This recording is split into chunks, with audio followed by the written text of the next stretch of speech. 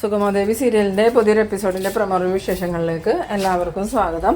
അങ്ങനെ നമ്മളുടെ ദേവികയാണെങ്കിൽ കടുത്ത ആ ഒരു തീരുമാനത്തിലെത്താണ് MLA സ്ഥാനം രാജിവെക്കണമെന്ന്. ആ സമയം ശാരിക പറയുന്നുണ്ട്, ചേച്ചി എന്നാൽ ഇപ്പം തന്നെ ഇറങ്ങിക്കോ, ഇപ്പം തന്നെ നമുക്ക് രാജിവെക്കാം. ചേച്ചി ഇത്ര മണ്ടിയായി പോയല്ലോ, ഇതുപോലെ ഒരു തീരുമാനം എടുക്കുമ്പം ചേച്ചി 2 വട്ടം ചിന്തിക്കുമെന്നാണ് ഞാൻ വിചാരിച്ച. എന്തായാലും ചേച്ചിയുടെ ഈ തീരുമാനത്തെ ഞാൻ അംഗീകരിക്കൂല, അതുമാത്രമല്ല ശക്തമായി എതിർക്കുകയും ചെയ്യും. ചേച്ചി ഒരിക്കലും രാജിവെക്കാൻ പാടില്ല, ചേച്ചി MLA തന്നെ തുടരണം. അതോടൊപ്പം തന്നെ ചേച്ചിയെ ചതിച്ചവർക്ക് കടുത്ത ശിക്ഷ കൊടുക്കുകയും ചെയ്യണമെന്ന് പറയുമ്പം ദേവിക പറയുന്നുണ്ട്, എനിക്ക് ആരെയും ശിക്ഷിക്കുകയും വേണ്ട, പ്രതികാരം ചെയ്യുകയും വേണ്ട, എനിക്ക് എൻ്റെ കാര്യം നോക്കി ജീവിച്ചാൽ മതി, നീ എന്നെ അതിനെ അനുവദിക്കണം ശാരി എന്ന് പറയുമ്പം ഇല്ല ചേച്ചി, ഞാൻ ഒരിക്കലും സമ്മതിക്കില്ല. ചേച്ചിക്ക് കിട്ടിയ വലിയൊരു അനുഗ്രഹ MLA സ്ഥാനം, ആ സ്ഥാനത്തുനിന്ന് ചേച്ചി ഒരിക്കലും രാജിവെക്കാൻ ഞാൻ അനുവദിക്കില്ല. ചേച്ചി ഫൈറ്റ് ചെയ്യണം, ചേച്ചിയെ തോൽപ്പിച്ചവരുടെ മുന്നിൽ ചേച്ചി ജീവിച്ച് കാണിച്ചു കൊടുക്കണം എന്നൊക്കെ പറഞ്ഞ് ശാരിക നല്ലോണം പറയുമ്പം രാധികയും പറയുന്നുണ്ട്, അത് ശാരി പറഞ്ഞത് നേരാ മോൾ ഒരിക്കലും രാജിവെക്കരുത്, മോള് MLA ആയിട്ട് തന്നെ തുടരണം, മോൾക്ക് സപ്പോർട്ടായിട്ട് സിദ്ധാർത്ഥൻ സാറും ഞങ്ങളെല്ലാവരും ഉണ്ടല്ലോ, പിന്നെ എന്തിനാ മോള് വിഷമിക്കണേന്ന് പറയുമ്പം ദേവിക ഒന്നും മിണ്ടണില്ല. പിന്നീട് കാണിക്കുന്നത് നമ്മളുടെ പ്രഭാവതിനാണ്. ദേവിക പോയതിനു ശേഷം പ്രഭാവതി ആണെങ്കിൽ ഇങ്ങനെ ആകെ മനസ്സ് വിഷമിച്ച് ഇങ്ങനെ ഇരിക്കുന്ന സമയത്ത് സിദ്ധാർത്ഥൻ വരുമ്പം പ്രഭാവതി പറയുന്നുണ്ട്, സിദ്ധു നമുക്ക് ദേവികയുടെയും നന്ദൻ്റെയും കാര്യത്തിൽ ഒരു തീരുമാനത്തിലെത്തണ്ടേന്ന് ചോദിക്കുമ്പോൾ സിദ്ധാർത്ഥൻ ചോദിക്കുന്നുണ്ട്, താൻ എന്ത് തീരുമാനത്തിൻ്റെ കാര്യമാണ് പറയണേ? അവരുടെ കാര്യത്തിലൊരു തീരുമാനം എടുത്തിട്ടുണ്ട്, പ്രത്യേകിച്ച് ദേവിക. ഇനി ആ തീരുമാനം ആരെയും കൊണ്ടും തിരുത്താനൊന്നും പറ്റില്ല. പിന്നെ തനിക്ക് തിരുത്തണം എന്നുണ്ടെങ്കിൽ താൻ നേരിട്ട് ദേവികയെ ചെന്ന് കണ്ട് സംസാരിക്കുമെന്ന് പറയുമ്പോൾ പ്രഭാവതി പറയുന്നുണ്ട്, അത് ഞാൻ എങ്ങനെയാണ് സിദ്ധു ദേവികയുടെ അടുത്തേക്ക് ചെല്ലാന്ന് പറയുമ്പോൾ തനിക്ക് പോകാൻ പറ്റില്ല അല്ലേ, അതുമാതിരിയാണല്ലോ താൻ ദേവികയെ ദ്രോഹിച്ച് വച്ചിരിക്കുന്നത്. എന്തായാലും താൻ മോൻ്റെ എല്ലാ തെറ്റിനും സപ്പോർട്ട് നിന്നപ്പം മരുമകളുടെ സങ്കടം കണ്ടില്ല, അതുകൊണ്ടാണ് ഇങ്ങനെയൊക്കെ സംഭവിച്ചതെന്ന് പറയുമ്പോൾ പ്രഭാവതി പറയുന്നുണ്ട്, ഞാൻ അവൻ്റെ തെറ്റിന് കൂട്ട് നിന്നൊന്നുമില്ല, അവനക്കൊരു ആപത്ത് വന്നപ്പം ഹെൽപ്പ് ചെയ്തുവെന്നേ ഉള്ളൂ, അല്ലാതെ ദേവികയെ മനഃപൂർവ്വം ഉപദ്രവിക്കണമെന്ന് കരുതി ഞാൻ ഒന്നും ചെയ്തിട്ടില്ല സിദ്ധു എന്ന് പറയുമ്പോൾ മകൻ ചെയ്യുന്ന എല്ലാ തെറ്റിനും കൂട്ട് നിൽക്കുന്നതല്ല ഒരു നല്ലൊരമ്മയാണെങ്കിൽ താൻ മകൻ്റെ തെറ്റുകളെ തിരുത്തി ദേവികയ്ക്ക് സപ്പോർട്ടായിട്ട് നിന്നേനെ. ഇതിപ്പോൾ നന്ദൻ ചെയ്ത എല്ലാ തെറ്റുകൾക്കും താൻ കൂട്ട് നിൽക്കുമല്ലായിരുന്നോ? അന്ന് ആ പ്ലാന്റിന് അനുമതി കൊടുക്കാൻ നന്ദൻ പറഞ്ഞപ്പം താനും ദേവികയെ ഭീഷണിപ്പെടുത്തിയിട്ടല്ലേ ദേവിക അതിന് അനുമതി കൊടുത്തത്, അതൊരിക്കലും സംഭവിക്കാൻ പാടില്ലായിരുന്നു. ഇപ്പോഴും തനിക്ക് അതിനെക്കുറിച്ച് ഒരു ചിന്തയില്ലല്ലോ എന്ന് പറയുമ്പോൾ പ്രഭാവതി പറയുന്നുണ്ട്, അത് ഞാൻ ചെയ്തത് തെറ്റ് തന്നെയാണ്, ഞാനത് സമ്മതിക്കുന്നു സിദ്ധു, പക്ഷേ അന്നത്തെ സാഹചര്യം അതായിരുന്നു എന്ന് പറയുമ്പോൾ എന്ത് സാഹചര്യമാണ്? ആ സാഹചര്യമാണല്ലോ എനിക്ക് മനസ്സിലാവാത്ത.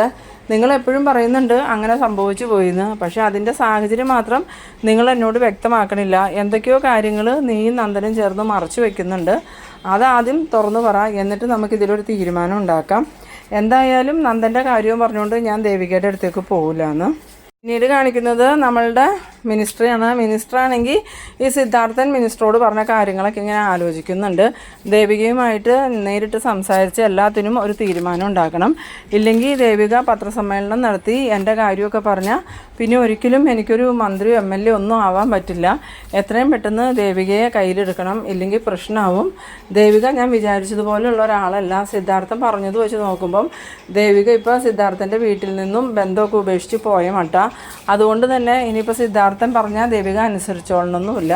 എന്തായാലും ദേവികയെ നേരിട്ട് വിളിച്ചൊന്ന് സംസാരിക്കാമെന്നൊക്കെ ഇങ്ങനെ മനസ്സിൽ വിചാരിച്ചുകൊണ്ട് ഫോണെടുത്ത് ദേവികയ്ക്ക് വിളിക്കുന്നുണ്ട്. ഇതേ സമയം ദേവികയാണെങ്കിൽ ഇങ്ങനെ ആകെ സങ്കടപ്പെട്ടിരിക്കുമ്പോഴാണ് ഈ മിനിസ്റ്ററുടെ കോള് വരുന്നത്. ഫോൺ എടുത്ത് നോക്കിയതും മിനിസ്റ്ററല്ലേ വിളിക്കണേ എന്നൊക്കെ മനസ്സിൽ വിചാരിച്ചുകൊണ്ട് ഫോൺ എടുത്തിട്ട് എന്താ സാറെന്ന് ചോദിക്കുമ്പം അതേ ദേവിക, എനിക്ക് ദേവികയെ ഒന്ന് കാണണമല്ലോ എന്ന് പറയുമ്പം എന്താ സാർ എന്തെങ്കിലും പ്രശ്നമുണ്ടോ എന്ന് ചോദിക്കുന്ന സമയത്ത് മിനിസ്റ്റർ പറയുന്നുണ്ട്, അതല്ല ദേവിക ഇന്ന് പത്രസമ്മേളനം നടത്തുന്നുണ്ടെന്ന് സിദ്ധാർത്ഥൻ പറഞ്ഞു, അപ്പോൾ അതിൽ എന്തൊക്കെയോ കാര്യങ്ങൾ ജനങ്ങളോട് തുറന്ന് പറയുമെന്നാണ് പറഞ്ഞത്, അതിൽ എന്നെ ഉൾപ്പെടുത്തരുത് കേട്ടോ, എന്നെ വെറുതെ വരണമെന്ന് പറയുമ്പം ദേവിക ചോദിക്കുന്നുണ്ട്, അതെങ്ങനെയാണ് സാർ, അതെങ്ങനെ ശരിയാവും? അന്ന് ആ പ്ലാന്റിന് അനുമതി കൊടുക്കാൻ സാറും എന്നെ നിർബന്ധിച്ചതല്ലേ?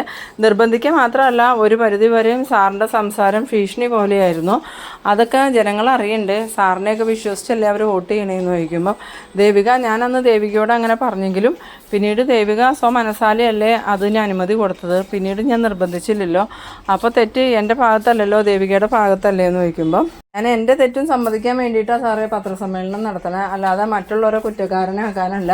അതിനോടൊപ്പം തന്നെ എന്നെ ആരൊക്കെ ഇതിനു വേണ്ടി നിർബന്ധിച്ചോ അവരുടെയൊക്കെ പേര് ഞാൻ ജനങ്ങളോട് പറയും.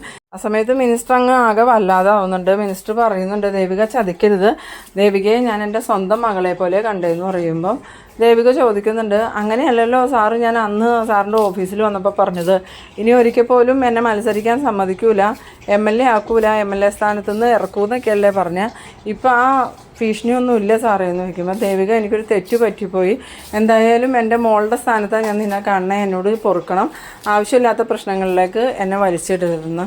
അന്നേരം ദേവിക പറയുന്നുണ്ട്, അതിനെക്കുറിച്ച് ഞാൻ ആലോചിക്കട്ടെ സാറേ, തൽക്കാലം സാറിപ്പോൾ ഫോൺ വെച്ചോന്നും പറഞ്ഞ് ദേവിക ഫോൺ വെക്കുന്നുണ്ട്.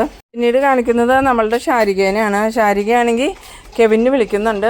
കെവിൻ ഫോൺ എടുത്തതും എന്താ ശാരിക എന്ന് ചോദിക്കുമ്പോൾ, അതേ കെവിൻ ചേട്ടാ, ഞാനിപ്പോൾ ആകെ ടെൻഷനില്ല, കെവിൻ ചേട്ടൻ എവിടെയാണ്, എനിക്ക് കെവിൻ ചേട്ടനെ ഒന്ന് കാണുക പറഞ്ഞ് ഈ സമാധാനം കിട്ടിയേനെന്ന് പറയുമ്പോൾ കെവിൻ പറയുന്നുണ്ട്, ഞാനിപ്പോൾ ഇവിടെ ഇല്ല ശാരിക, ഞാൻ കുറച്ച് തിരക്കില്ല, വരുമ്പോൾ ഞാൻ ശാരികയെ വിളിക്കാം, ഇപ്പോൾ എന്തിനാ വിളിച്ചതെന്ന് ചോദിക്കുമ്പം അത് ചേച്ചിയുടെ കാര്യം പറയാനാ, ചേച്ചിയും നന്ദേട്ടനും തമ്മിൽ പിരിയാൻ തീരുമാനിച്ചു എന്ന്. അന്നേരം കെവിൻ ചോദിക്കുന്നുണ്ട്, സത്യമാണോ ശാരിക, ദേവിക സമ്മതിച്ചോ എന്ന് ചോദിക്കുമ്പോൾ ഉവ്വ, ചേച്ചിക്ക് ഇനി നന്ദേട്ടൻ്റെ കൂടെ ജീവിക്കണ്ടെന്നാണ് പറഞ്ഞത്.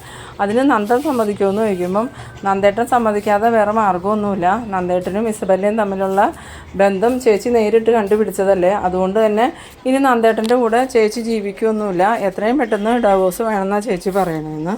ആ സമയത്ത് കെവിനാണെങ്കിൽ എന്ത് പറയണമെന്ന് അറിയാതെ ഇങ്ങനെ നിന്ന് പരുങ്ങുമ്പം ശാരിക മനസ്സിൽ വിചാരിക്കുന്നുണ്ട്, ഇതിപ്പോൾ തന്നെ നന്ദേട്ടനെ അറിയുമെന്ന് എനിക്കറിയാം, അതിന് വേണ്ടിയിട്ടാണ് ഞാൻ ഇയാളോട് പറയണത്, എന്തായാലും എൻ്റെ ചേച്ചിയുടെയും നന്ദേട്ടൻ്റെയും ജീവിതം തകർക്കാൻ കൂട്ടുനിന്നാൽ നിങ്ങളെ ആരെയും ഞാൻ വെറുതെ വിടാനൊന്നും പോകുന്നില്ല എന്നും പറഞ്ഞ്, എന്നാൽ ശരി കെവിൻ ചേട്ടാ ഞാൻ പിന്നെ വിളിക്കാമെന്ന് പറഞ്ഞ് ഫോൺ വയ്ക്കുന്നുണ്ട്.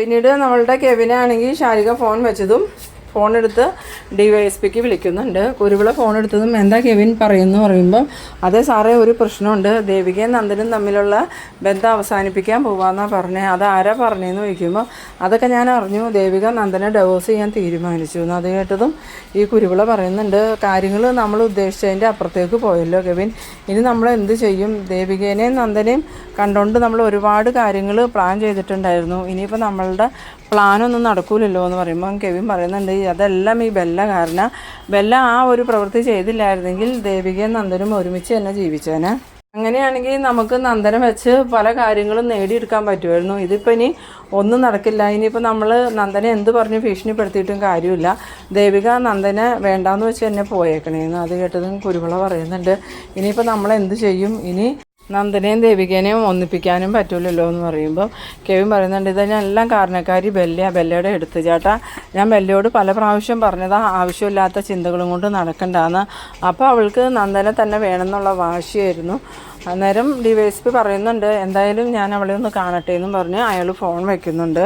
പിന്നീട് കാണിക്കുന്നത് നമ്മളുടെ ഭാർഗവീനാണ്. ഭാർഗവിയാണെങ്കിൽ മുരളി വരുന്നതും നോക്കിയിരിക്കുകയാണ്. മുരളിയെ കണ്ടതും ഓടിച്ചെന്നിട്ട് എന്തായി മോനെ കാര്യങ്ങൾ, ദേവിക എന്ത് തീരുമാനിച്ചു എന്ന് പറയുമ്പം മുരളി ചോദിക്കുന്നുണ്ട്, ദേവിക എന്താ തീരുമാനിക്കേണ്ടത്, ഇതുപോലൊരു ചതി ചെയ്താൽ നന്ദൻ്റെ കൂടെ ജീവിക്കേണ്ടെന്ന് തീരുമാനിച്ചാൽ നമുക്കതിനെ തെറ്റ് പറയാനൊന്നും പറ്റില്ല അമ്മേ, അത്ര വലിയ ചതിയല്ലേ നന്ദൻ അവളോട് ചെയ്തതെന്ന് പറയുമ്പോൾ ഭാർഗവി പറയുന്നുണ്ട്, എനിക്കത് ഒരിക്കലും വിശ്വസിക്കാൻ പറ്റില്ല, നന്ദമോൻ ഒരിക്കലും അങ്ങനെ ദേവികയോട് ചെയ്യില്ല, എനിക്കറിയാവുന്നതല്ലേ നന്ദമോനെ, ഞാൻ കുഞ്ഞുനാൾ മുതലേ കാണുന്നതല്ലേ നന്ദമോനെ, അതുകൊണ്ട് തന്നെ എനിക്ക് ഈ കാര്യത്തിൽ നന്ദമോനെ ഒരു വിശ്വാസക്കുറവുമില്ല, നന്ദമോൻ ദേവികയെ ചതിക്കൂല. അന്നേരം മുരളി പറയുന്നുണ്ട്, അത് അമ്മയുടെ വിശ്വാസമല്ലേ, പക്ഷെ ദേവികയും ഗിരീഷേട്ടനും നേരിട്ട് ചെന്ന് കണ്ടതല്ലേ അവരാ ഹോട്ടൽ റൂമിൽ ഒന്നിച്ച് കഴിയണത്, അതിനും വലിയ തെളിവ് എന്തെങ്കിലും വേണോ അമ്മേന്ന്.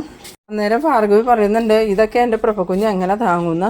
അത് കേട്ടോണ്ട് വരുന്ന ഗൗരി പറയുന്നുണ്ട്, അമ്മയ്ക്ക് എപ്പോഴും അമ്മയുടെ പ്രഭക്കുഞ്ഞിനെ കുറിച്ച് മാത്രമേ ചിന്തയുള്ളൂ, അല്ലാതെ ദേവികയുടെ വിഷമവും സങ്കടവും ഒന്നും അമ്മ ചിന്തിക്കണില്ല എന്ന് പറയുമ്പം ദേവികയുടെ വിഷമവും സങ്കടവും എനിക്ക് മനസ്സിലാവുകയൊക്കെ ചെയ്യും, പക്ഷേ ഇതിൻ്റെ എല്ലാം ഇടയിൽ കിടന്ന് സങ്കടപ്പെടുന്നത് പ്രഭക്കുഞ്ഞല്ലേ എന്നാണ് ഞാൻ ഉദ്ദേശിച്ചതെന്ന് പറയുമ്പം അമ്മ അങ്ങനെ കൂടുതലായിട്ട് പ്രഭക്കുഞ്ഞിനെ സപ്പോർട്ട് ചെയ്യുമൊന്നും വേണ്ട, ഈ പ്രശ്നങ്ങൾക്കൊക്കെ കാരണം പ്രഭയാൻറ്റി തന്നെയാണെന്ന് പറയുമ്പോൾ ഭാർഗവി പറയുന്നുണ്ട്, അതിന് പ്രഭക്കുഞ്ഞ് എന്ത് ചെയ്തു എന്നാണ് നീ പറയണതെന്ന് ചോദിക്കുമ്പോൾ അന്ന് ആ പ്ലാന്റിന് അനുമതി കൊടുത്ത് തന്നെ പ്രഭയാൻറ്റിയുടെയും നന്ദൻ്റെയും നിർബന്ധത്തിനല്ലേ, അപ്പോൾ പിന്നെ പ്രഭയാൻറ്റി ഇതിനകത്ത് നിരപരാധി ആവണേ എങ്ങനെയാണ്. പിന്നീട് കാണിക്കുന്നത് നമ്മളുടെ ഇസബല്ലേനെയാണ്. ഇസബല്ലയാണെങ്കിൽ ആകെ ദേഷ്യം പിടിച്ച് നിൽക്കുന്ന സമയത്ത് അങ്ങോട്ടേക്ക് ഇസബല്ലയുടെ പാപ്പൻ വരുന്നുണ്ട്. പാപ്പനെ കണ്ടതും പാപ്പ എന്താ ഈ കാര്യങ്ങളെന്ന് ചോദിക്കുമ്പോൾ ഇനി എന്താവാനാ, എല്ലാം നമ്മൾ ഉദ്ദേശിച്ചതുപോലെ നടക്കുമെന്നാണ് വിചാരിച്ചത്, പക്ഷേ നീ കാരണം എല്ലാം കൈവിട്ടു പോയി എന്ന് പറയുമ്പോൾ ഞാൻ എന്ത് ചെയ്തു എന്നാണ് പാപ്പൻ പറയണേന്ന് ചോദിക്കണം. ഇസബല്ലനോട് പാപ്പൻ പറയുന്നുണ്ട്, നീ നന്ദനെയും വിളിച്ചുകൊണ്ട് ഹോട്ടലിൽ പോയി താമസിച്ചതുകൊണ്ടാണ് ഈ പ്രശ്നങ്ങളൊക്കെ ഉണ്ടായത്, ഇപ്പം ദേവിക നന്ദനെതിരെ ഡൈവോഴ്സ് നോട്ടീസ് കൊടുത്തേക്കുക, അവരുടെ തമ്മിലുള്ള വിവാഹബന്ധം വേർപെടുത്തി കഴിഞ്ഞാൽ നമ്മൾ ഉദ്ദേശിച്ചതുപോലെ ഒരു കാര്യവും നടക്കില്ല. ദേവിക MLA ആയതുകൊണ്ടാണ് നന്ദനെ ബ്ലാക്ക്മെയിൽ ചെയ്യാൻ നിന്നത്. ഇനിയിപ്പോൾ ദേവികയും നന്ദനും പിരിഞ്ഞ നന്ദനെ ബ്ലാക്ക്മെയിൽ ചെയ്തുകൊണ്ട് നമുക്ക് ഒരു പ്രയോജനവും കിട്ടാൻ പോണില്ല.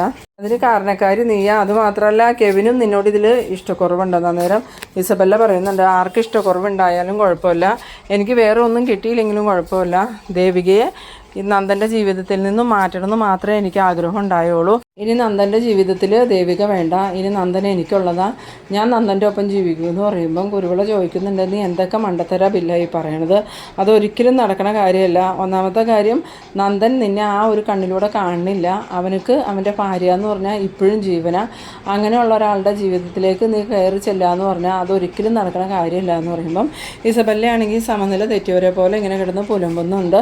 ഇല്ല പാപ്പ, ഞാൻ അതിനൊരിക്കലും അനുവദിക്കില്ല, നന്ദനെ എനിക്കുള്ളതാ, ഞാൻ ഒരുപാട് വർഷമായി നന്ദനെ ആഗ്രഹിക്കുന്നതാ, ഇനിയെങ്കിലും എനിക്ക് നന്ദനെ നേടിയെടുക്കണമെന്നും പറഞ്ഞ് ഇസബെല്ല ഒരു ദേഷ്യത്തോടുകൂടി ഇങ്ങനെ സംസാരിക്കണ കാണുമ്പം ഇവൾക്ക് ഇതെന്ത് പറ്റി എന്നുള്ള ഇതിൽ ഈ കുരുവിള ഇസബെല്ലയെ നോക്കി നിൽക്കുന്ന ആ ഒരു സീനിലാണ് ഈ എപ്പിസോഡ് അവസാനിക്കുന്നത്. അപ്പോൾ നിങ്ങളെൻ്റെ വീഡിയോ ആദ്യമായി കാണുന്നവരാണെങ്കിൽ ചാനലൊന്ന് സബ്സ്ക്രൈബ് ചെയ്യാനും ഇഷ്ടമായാൽ ലൈക്ക് ചെയ്യാനും ഷെയർ ചെയ്യാനും മറക്കരുത്. അപ്പോൾ ഇതുപോലെ ഇൻട്രസ്റ്റിംഗ് ആയിട്ടുള്ള അടുത്തൊരു എപ്പിസോഡുമായി നമുക്ക് വീണ്ടും കാണാം. അതുവരേക്കും ബൈ ബൈ.